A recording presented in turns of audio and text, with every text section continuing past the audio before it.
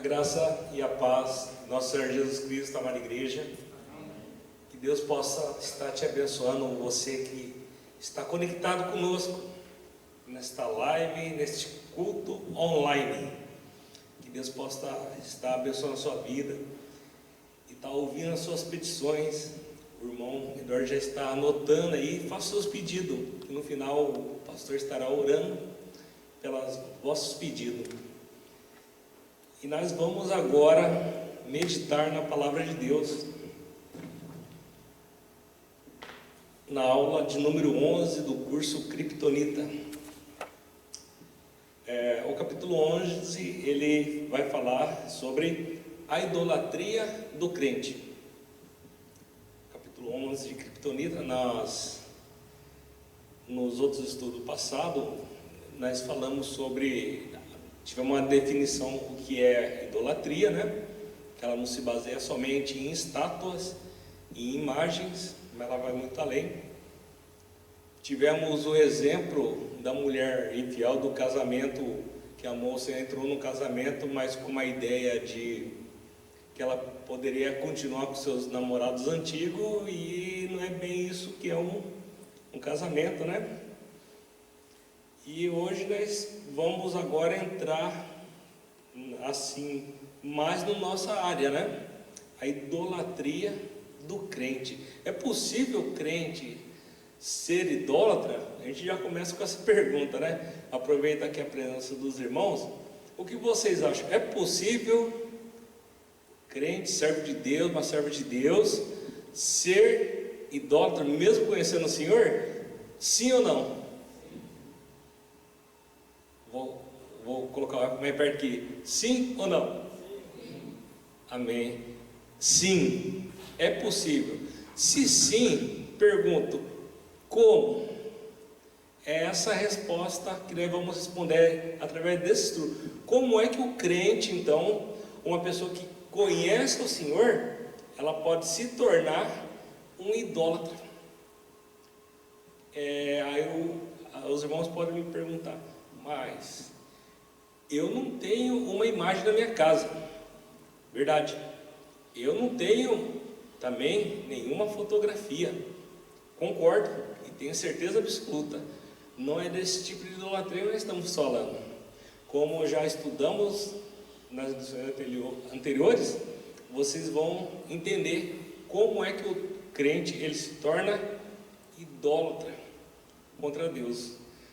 E para isso, para nós nos ajudarmos a entender um pouco esse tema, eu peço que você abra a sua Bíblia em 1 Samuel, capítulo 15.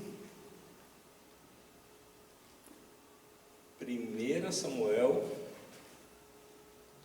capítulo 15, a partir do verso 1. Aqui vamos ter um personagem bem conhecido da história bíblica.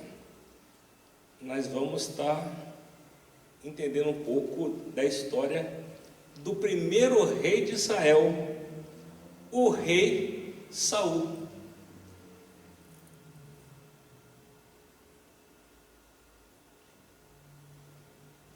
Deixa a Bíblia aberta aí, nós vamos trabalhar bastante esse texto. A idolatria entre as pessoas do mundo já é ruim bastante, mas encontrá-la entre aqueles que têm uma aliança com Deus vivo é terrível. Tiago se refere a esse tipo de idolatria como adultério, recordando aquela história da Ângela, né? A mulher que casou, mas traiu o marido e achar que está tudo normal. O Tiago, na sua carta, ele chama a idolatria de adultério. Ele vai além da nossa ideia, nossa expectativa de idolatria. É rotulado assim porque temos uma aliança com Deus, e assim como um marido ou esposa que é infiel ao seu cônjuge, quando nos entregamos à idolatria, somos infiéis ao nosso marido o Senhor Jesus Cristo. Só relembrando, o rei Saul, ele teve um episódio com os amalequitas, nesse capítulo 15. Então nós vamos começar aqui pelo Antigo Testamento e depois nós veremos algumas coisas no Novo Testamento. Tudo começou, essa guerra, através do pai Abraão. Deus havia dado ao rei de Israel, Saul, uma direção através do profeta Samuel. 1 Samuel, capítulo 15, versículo 1, 2 e 3. Olha só o que diz a palavra de Deus. O tópico do capítulo, ele fala assim: a desobediência de Saul e a sua rejeição. Olha só, fica a dica aí, hein? Capítulo 15 de 1 Samuel, versículo 1 diz assim: disse Samuel a Saul: enviou-me o Senhor a ungir-te rei sobre o seu povo, sobre Israel. Atenta, pois, agora às palavras do Senhor. Assim diz o Senhor dos Exércitos: castigarei Amaleque pelo que fez a Israel. Ter-se-á oposto a Israel no caminho quando este subia do Egito. Vai, pois, agora e fere a Amaleque e destrói totalmente tudo que tiver e nada lhe poupes. Porém, matarás homem e mulher, meninos e crianças de peito, bois e ovelhas, camelos e jumentos. Olha só, aqui Deus deu uma ordem imperativa a Saul. Qual que foi a ordem recebida da parte de Deus através do profeta Samuel para o rei Saul? No versículo 3, quem pode me responder? Era para matar quem? No versículo 3: vai, pois, agora e fere a Amaleque e destrói totalmente a tudo. Vocês entenderam? Deus falou para destruir tudo: homens, mulheres, crianças de peito, animais, boi, tudo. Aniquilação total, bomba atômica espiritual. Vai lá e acaba com tudo. Ficou dúvida aqui para você ou para o rei? Nenhuma, né? É uma ordem até assim simples, né? Sem rodeios. Ele foi direto ao assunto. E qual que era a ordem? Destruir tudo. Não havia como não entender a vontade de Deus. Foi direto ao ponto. O rei recebeu a ordem de destruir os amalequitas, todos os homens, mulheres, crianças e animais. Era a vingança de Deus para a forma como Amaleque se opôs a Israel quando eles estavam fugindo do Egito e estava em sua época mais vulnerável. O rei Saul imediatamente convocou e mobilizou o exército para atacar Amaleque. No entanto, lemos 1 Samuel, capítulo 15, versículos 7, 8 e 9. No capítulo 15, no versículo 1, 2 e 3, nós encontramos o que é aqui? A ordem de Deus. No versículo 7, 8 e 9, nós vemos a resposta de quem? Saul. Olha só o que foi que Saul fez. Então feriu Saul os amalequitas, desde Avilã até chegar a Sur, que está defronte do Egito. Tomou vivo Agag, rei dos amalequitas, porém a todo o povo destruiu a fio da espada. E Saul e o povo pouparam Agag e o melhor das ovelhas e dos bois, e os animais gordos e os cordeiros e os melhores que havia, e não quiseram destruir totalmente, porém toda coisa vil e desprezível destruíram. Muito bem. Saul cumpriu a ordem de Deus? Olha a pergunta. Segundo esses 3 versículos, Saul executou a missão? Sim ou não? Não? Mas ele não matou todo mundo a fio de espada? Só deixou o rei só. O resto ele matou tudo, não sobrou ninguém mais, só o rei. E não cumpriu a missão? Vou contar uma historinha para vocês. Uma ilustração. Tem um pai, ele chega para o filho e fala assim: filho, pega o cortador de grama, corte a grama, ajunte essa grama, ponha no sanito, pegue o sanito e jogue fora. Vocês entenderam? Qual que era a missão que o pai passou para o filho? Pegar o cortador, cortar a grama, ajuntar a grama, colocar no sanito e jogar fora. Muito bem, o filho vai lá e pega o cortador, corta toda a grama, ajunta toda a grama, põe toda aquela grama juntada no sanito e deixa o sanito no chão e vai jogar a bola com os seus amigos. O filho cumpriu a missão? Sim ou não? Não. Mas ele cumpriu pelo menos 90% da missão? O pai vai ficar feliz ou vai ficar triste? Aquele pai ficou triste, como Deus também ficou triste. Mas irmão, ele fez quase tudo. Saul também fez quase tudo. Olha só a resposta de Deus para Saul. 1 Samuel, capítulo 15, versículo 10, versículo 11. Então veio a palavra do Senhor a Samuel, dizendo: arrependo-me de haver constituído Saul rei, porquanto deixou de me seguir e não executou minhas palavras. Então Samuel se contristou e toda a noite clamou ao Senhor.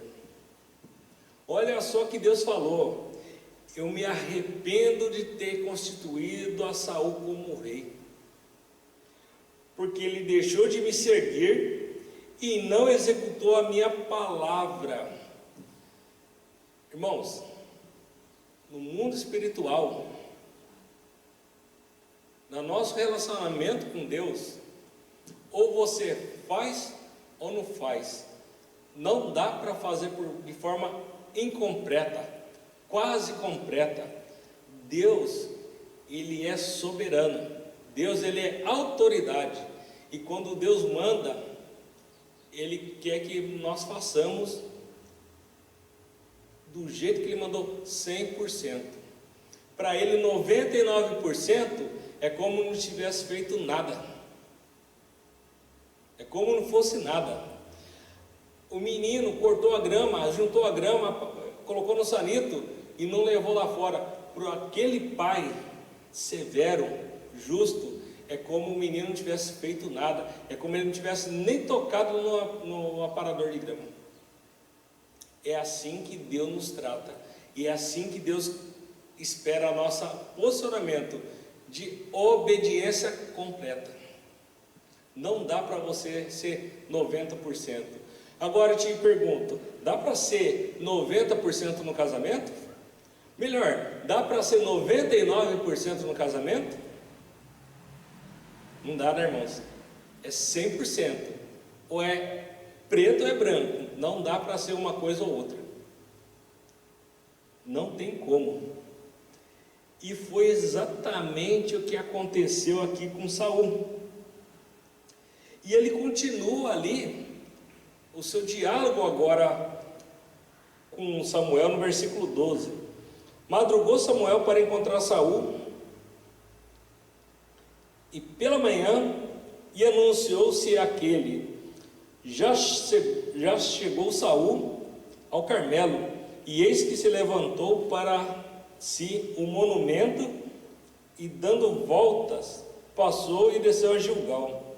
Veio, pois, Samuel a Saul, e este lhe disse: bendito seja tu do Senhor, executei as palavras do Senhor. Olha só que cara de peroba.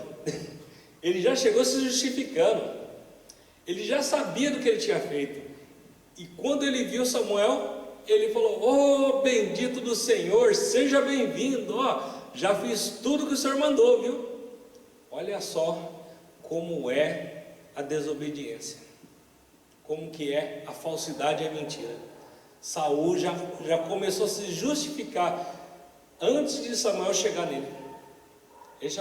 Ele já sabia no coração dele: aí vem bomba. Ele já sabia. E ele continua nessa sua hipocrisia. Olha o que ele continua falando.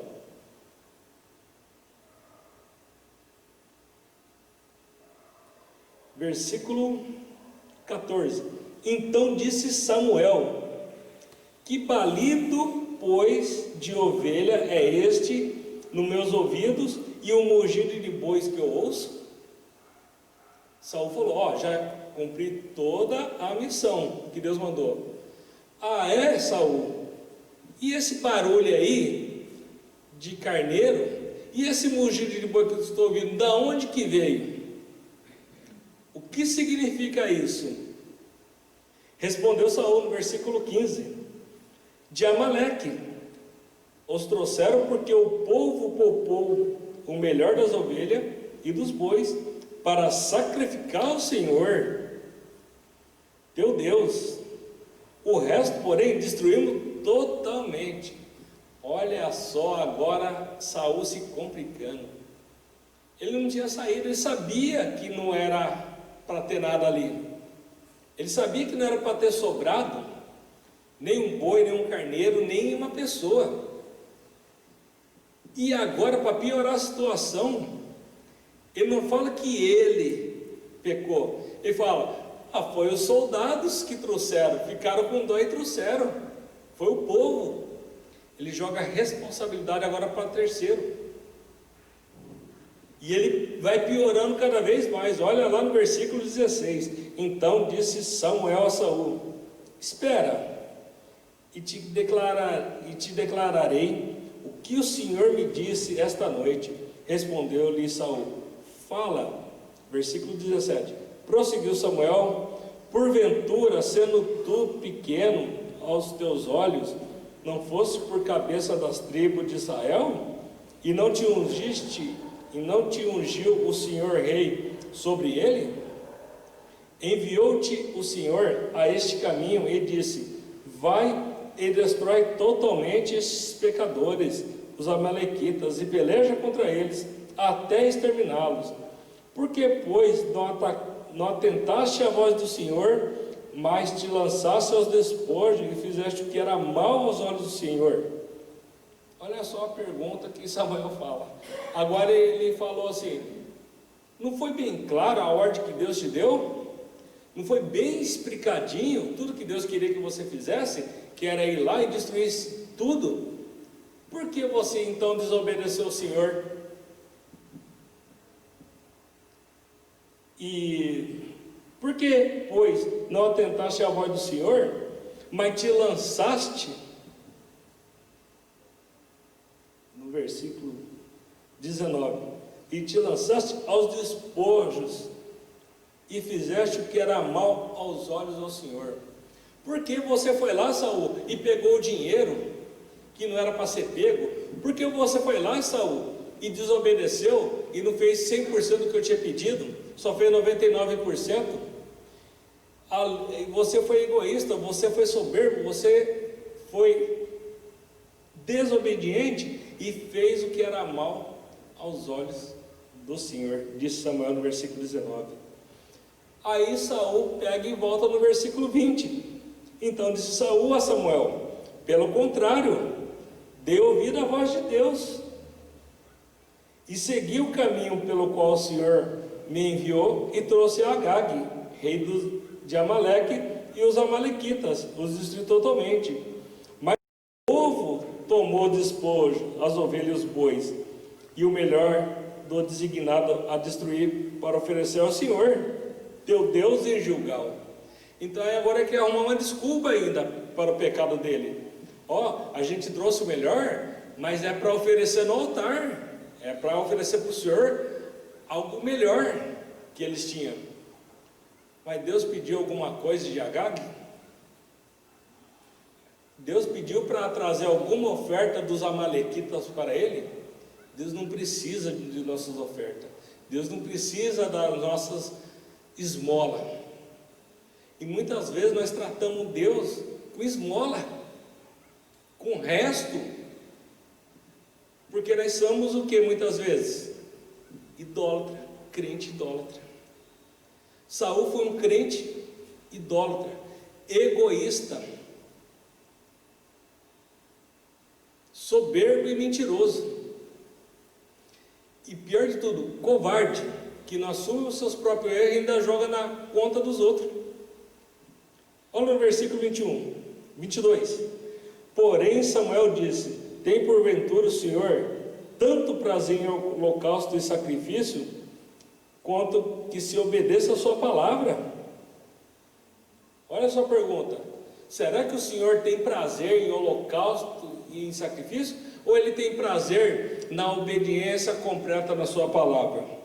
E ele continua: eis que o obedecer é melhor do que o sacrificar, e o atender melhor que a gordura de carneiro, porque a rebelião é como o pecado de feitiçaria, e a obstinação é como a idolatria e culto aos ídolos do lar. Visto que rejeitaste a palavra do Senhor, ele também te rejeitou a ti, para que não sejas mais rei. Acabou o reinado de Saul por causa de uma desobediência.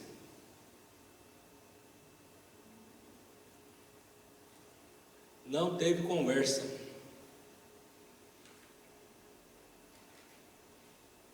Deus,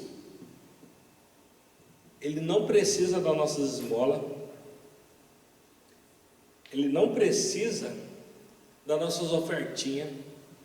Deus, Ele quer a nossa obediência em todos os aspectos, completamente, tudo. Você quer agradar a Deus? Obedeça a Ele em todos os aspectos, não discuta. O que aconteceu com Saul é o que acontece com a maioria das pessoas. A desobediência, ela tem uma origem na carne. Ela é carnal, ela é totalmente carnal, ela é pecado, ela é rebelião. E a rebelião, segundo a Bíblia, é igual ao pecado de feitiçaria. Olha só que pesado. E ele continua indo além, né? No versículo: porque a rebeldia é como o pecado de feitiçaria, e a arrogância como o mal da idolatria. O crente vira idólatra quando ele fica arrogante. O que é o arrogante? Aquela pessoa que sabe que está errado, mas não aceita a correção e ainda fica se auto-justificando, dando desculpinha. É o arrogante, é o soberbo, é o, como tem no nosso vocabulário, né? É o hipócrita, né? Hipocrisia, mentira. Ele fica arrumando várias desculpas. E o arrogante, é pior ainda. Só ele que está certo, só a opinião dele é que prevalece, só ele que sabe tudo e ninguém mais sabe nada, inclusive Deus. E por que ele se torna idólatra? Porque quando o teu parecer, quando o teu achismo se sobrepõe sobre a sabedoria de Deus, você colocou Deus em segundo lugar e você e a sua opinião em primeiro lugar. E quando você coloca Deus em segundo lugar, você se torna auto-idólatra. Os irmãos entenderam como é possível o crente se tornar idólatra? É quando ele se endeusa a si mesmo. Ele vira um Deus. A opinião dele sobressai a verdade de Deus. E transformar a verdade de Deus em mentira, e transformar a verdade do mundo em verdade. Substituir a Deus. E Deus fala: a glória é só minha, eu não dou a outro.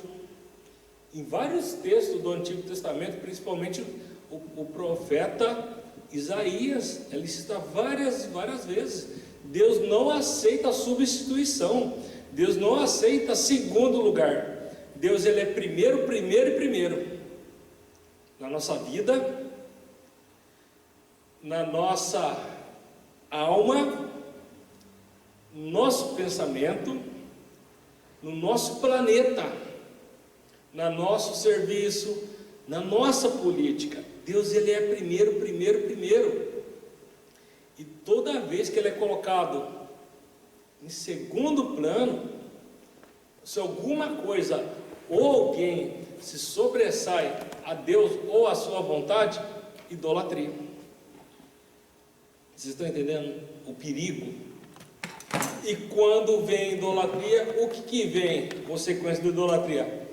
Castigo de Deus.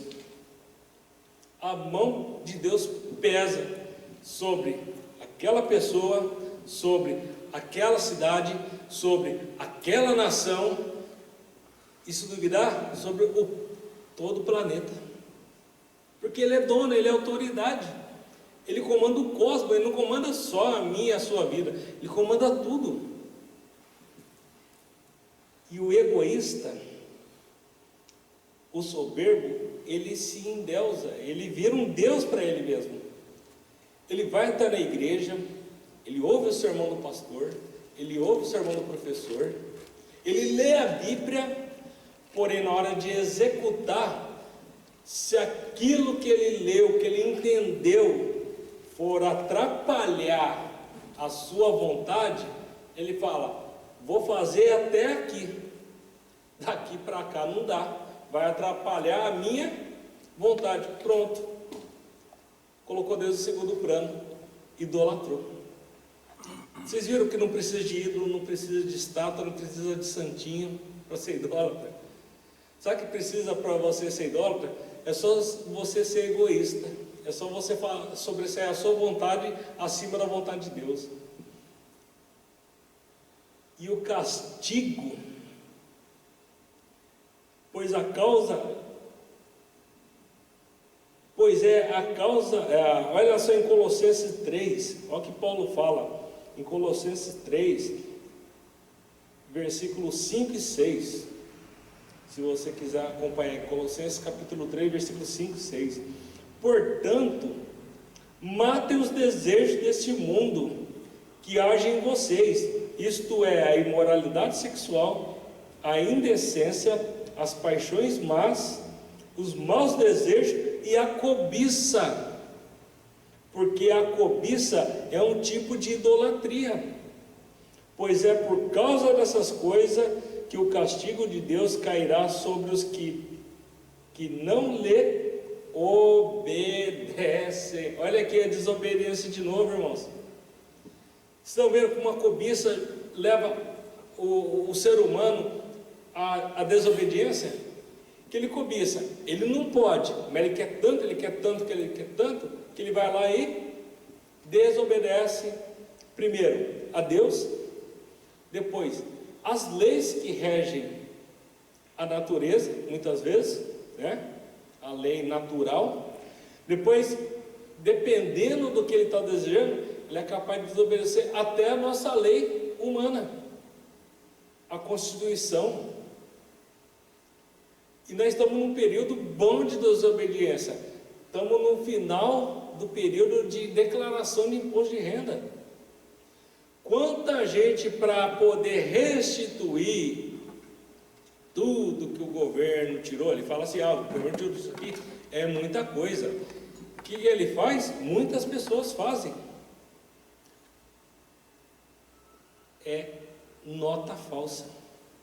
Compram nota falsa para restituir o máximo. E o que acontece? Cai na malha fina. Que hoje em dia o negócio está apertado. Quer ver outro tipo de cobiça? Quem mora em condomínio, é muito simples acontecer. Eu vou pagar o condomínio não, os outros que paguem. Rapaz, me ajuda aí. Tá certo ou errado isso aí? Pergunto para vocês, tá certo ou errado? Moro no condomínio, aí a água lá é rateada. Esse meio tem dinheiro não, vou pagar não, que os outros que paguem. Eu não vou ficar sem água mesmo, eu tenho certeza que não vou ficar sem água. Tá certo? Tá não, né? O que você fez? Você não. O que essa pessoa fez? Roubou do próximo. Graças a Deus agora que tem lei, né? Ele pode ficar sem pagar agora 1, 2, 3, na terceira ripa. Agora a lei mudou. Vocês estão entendendo, irmão? É nas coisas simples que a gente se torna idólatra. Se tornamos o quê? Egoísta. Queremos levar a vantagem de tudo. A tal da lei de Gerson, né? Quero levar vantagem em tudo. O crente não pode ser assim. O crente ele tem que ser o espelho de Deus. Ele é a imagem e a semelhança de Deus na sua plenitude, corpo, alma e espírito, porque ele é salvo. Ele é o evangelho vivo. Ele transpira a salvação. O crente tem que transpirar a salvação. Ele tem que ser luz, ele tem que brilhar para glorificar a Deus, não para se autoglorificar. E Saul se auto-endeusou, se autoglorificou, e foi o que? Egoísta, desobediente e soberbo. E qual que foi o final de Saul? A morte através do suicídio. Foi o fim de Saul e de toda a sua família. Não sobrou um para contar a história. Pai, filho, todo mundo morreu. Destruição da família. Então, irmãos, o estudo de hoje foi para nós refletirmos, né? Tinha muita mais coisa para falar, mas o tempo não nos permite. Mas que você guarde isso no seu coração. A cobiça, ela pode ser a sua ruína. Não deixe que ela tome conta do seu coração e ocupe o lugar de Deus. Que Deus te abençoe. Você gostou do nosso vídeo? Então se inscreva no nosso canal, Igreja Batista da Esperança em Hortolândia, e ative o nosso sininho, e dê um like, e compartilhe também esse vídeo. Deus abençoe a sua vida.